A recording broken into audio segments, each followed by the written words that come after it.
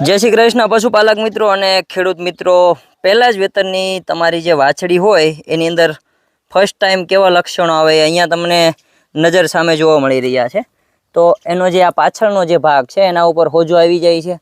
પછી ધીમે ધીમે જો ડૂટો હતન છોડતી હોય છે, પાછળનો વજાઈનો ભાગ છે એ આ રીતના ઉપર નીચે કરતી હોય છે અને ત્યાર પછી એના બહારના લક્ષણો છે ધીમે ધીમે બરાડતી હોય છે।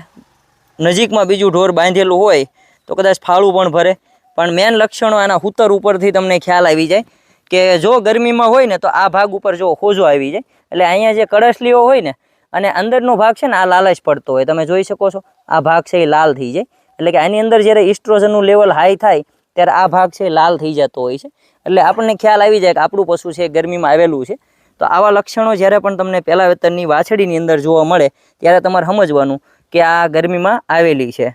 આઈ હોપ તમને આ વિડીયો મિત્રો ખૂબ ગમ્યો હોય તો તમારા મિત્ર દોસ્તારોને શેર કરી દેજો, અને જેથી કરીને તમને આવી અવનવી માહિતી એ મળી શકે।